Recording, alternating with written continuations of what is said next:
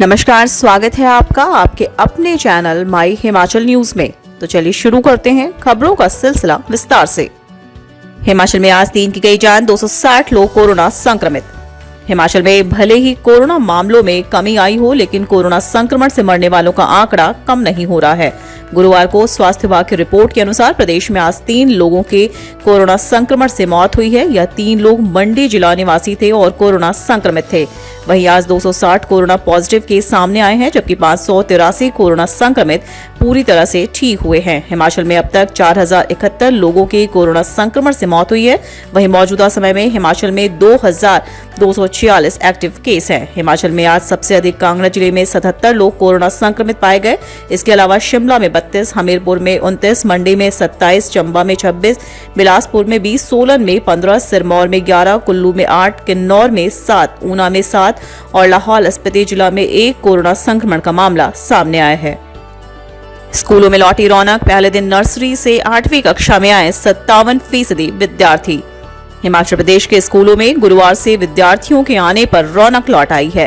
पहले दिन सरकारी स्कूलों में नर्सरी से 8वीं कक्षा में 57% विद्यार्थी स्कूलों में आए। 9वीं से 12वीं कक्षा में 60% विद्यार्थियों ने उपस्थिति दर्ज करवाई। कोरोना संक्रमण से बचाव के लिए बनाए गए एसओपी के तहत सभी स्कूलों में कक्षाएं लगाई गई। स्कूलों में गुरुवार को प्रार्थना सभा और खेल कूद गतिविधियां नहीं हुई। शिक्षा मंत्री गोविंद सिंह ठाकुर ने बताया कि पहले दिन स्कूलों में संतोषजनक हाजिरी पाई गई। आने वाले दिनों में स्कूलों में विद्यार्थियों की संख्या में और बढ़ोतरी होगी। हिमाचल सरकार की बड़ी मुश्किलें, अब कारपोरेट सेक्टर से सेवानिवृत्त लोगों ने मांगी पेंशन योजना। हिमाचल प्रदेश में कारपोरेट सेक्टर में काम करने वाले अधिकारी व कर्मचारियों के लिए 1999 से आज तक पेंशन योजना लागू न होने से प्रदेश के हजारों सेवानिवृत्त होने वाले अधिकारियों कर्मचारियों में भारी रोष है। पेंशन न मिलने से खफा रिटायरीज ने इसके लिए अब सरकार के खिलाफ मोर्चा खोलने का मन बना लिया है। गुरुवार को मंडी में Himachal Pradesh corporate sector retirees को ऑर्डिनेशन कमेटी के प्रदेश अध्यक्ष ठाकुर देवीलाल ने यह जानकारी दी। उन्होंने बताया कि बीजेपी सरकार ने हर बार सत्ता में आने के लिए उनकी मांग को अपने चुनावी घोषणा पत्र में तो लिखा, लेकिन हर बार सरकार बनने के बाद रिटायरीज को केवल निराशा ही हाथ लगी।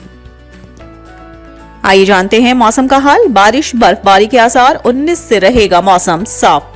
हिमाचल प्रदेश के मध्य और उच्च पर्वतीय 8 जिलों में शुक्रवार को बारिश और बर्फबारी के आसार हैं।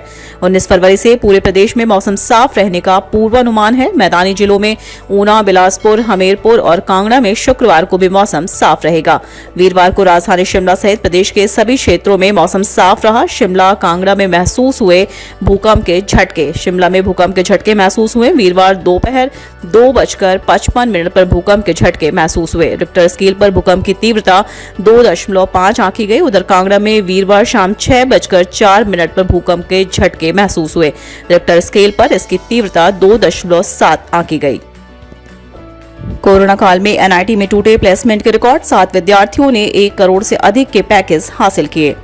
कोरोना काल में राष्ट्रीय प्रौद्योगिकी संस्थान हमीरपुर ने जॉब प्लेसमेंट का रिकॉर्ड बनाया है। 2020-21 और 2021-22 कोविड काल में संस्थान से 1000 से अधिक विद्यार्थियों का देश और विदेश की नामी कंपनियों में चयन हुआ। 7 विद्यार्थियों ने 1 करोड़ से अधिक का सैलरी पैकेज भी हासिल किया है।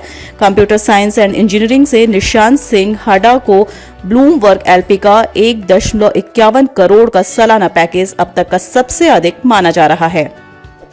कुलदीप राठौर की अध्यक्षता में ही होंगे चुनाव, मुख्यमंत्री का फैसला बाद में। दीपा दास मुंशी कांग्रेस के पार्टी सदस्यता अभियान की पीआरओ और पश्चिम बंगाल से यूपीए सरकार में केंद्रीय मंत्री रही दीपा दास मुंशी ने कहा कि हिमाचल कांग्रेस के अध्यक्ष कुलदीप राठौर है और उनकी अध्यक्षता में चुनाव होंगे।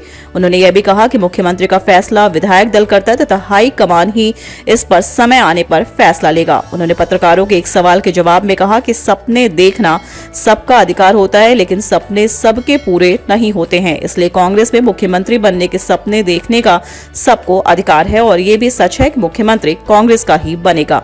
स्थानीय सर्किट हाउस में जिला कांग्रेस के सदस्यता अभियान की बैठक लेने के उपरांत दीपा दास मुंशी कांग्रेस के प्रदेशाध्यक्ष कुलदीप राठौर के साथ संयुक्त प्रेस वार्ता को संबोधित कर रही थी। राइडर हटाने की मांग को लेकर सचिवालय पहुंचे कर्मचारी। छठे वेतन आयोग के लागू होने के बाद कर्मचारियों ने सरकार के खिलाफ मोर्चा खोल दिया है। वेतनमान में विसंगतियों को खत्म करने की कर्मचारी मांग कर रहे हैं। इसी संदर्भ में अलग अलग विभागों के सैकड़ों कर्मचारियों ने सचिवालय पहुंचकर अराजपत्रित कर्मचारी महासंघ के अध्यक्ष के माध्यम से सरकार से राइडर हटाने को लेकर मांग की है और 28 फरवरी तक स्थिति स्पष्ट करने को कहा है। कर्मचारियों का कहना है कि नियमित होने के बाद उनको बढ़ा हुआ पे स्केल मिलता है, लेकिन नए वेतनमान में इसको लेकर स्थिति स्पष्ट नहीं है, जिससे कर्मचारियों को 10,000 से लेकर 15,000 का नुकसान उठाना पड़ रहा है। 15% के तीसरे विकल्प में यह नुकसान और अधिक बढ़ गया है, इसलिए सरकार 15,000 कर्मचारियों के इस मसले को हल करने का काम करे। प्रभावित कर्मचारियों में JO, IT, clerk, forest guard और अन्य कर्मचारी शामिल हैं। धर्मशाला में आया भूकंप, जानिए रिक्टर पैमाने पर क्या रही तीव्रता। हिमाचल प्रदेश के जिला कांगड़ा के मुख्यालय धर्मशाला में गुरुवार को भूकंप के झटके महसूस किए गए। रिक्टर पैमाने पर भूकंप की तीव्रता 2.7 मापी गई, जो कि जमीन के 10 किलोमीटर नीचे था। भूकंप का केंद्र धर्मशाला से 9 किलोमीटर दूर ऊपरी खड्डबाई नामक स्थान था। जानकारी के अनुसार गुरुवार शाम करीब 6:04 और 28 सेकंड पर भूकंप के झटके महसूस किए गए। हालांकि अभी तक कहीं से भी किसी प्रकार के नुकसान की कोई सूचना नहीं मिली है। बता दें कि इससे पहले भी प्रदेश के चंबा व किन्नौर जिलों में भूकंप आ चुका है। ओपीडी के बाहर फर्श पर बैठकर करते रहे चिकित्सकों का इंतजार। चिकित्सकों की हड़ताल लगातार जारी है। यह हड़ताल 8वें दिन में प्रवेश कर गई है। हड़ताल के चलते स्वास्थ्य सेवाएं प्रभावित हो रही हैं। इससे मरीजों को काफी मुश्किलें झेलनी पड़ रही हैं। विशेषकर महिलाओं व बुजुर्गों को काफी परेशानी झेलनी पड़ रही है। हालांकि सरकार ने शुक्रवार को हिमाचल मेडिकल ऑफिसर्स एसोसिएशन को वार्ता के लिए बुलाया है। इसके बाद चिकित्सकों की हड़ताल खत्म होने की संभावना है, लेकिन वीरवार को भी मेडिकल कॉलेज एवं अस्पताल चंबा में मरीजों का समय पर स्वास्थ्य सुविधाएं उपलब्ध नहीं हो पाई। मरीज सुबह ही इलाज के लिए अस्पताल पहुंच गए थे और पर्ची पंजीकरण काउंटर के बाहर पर्ची बनाने के लिए कतार में खड़े हो गए।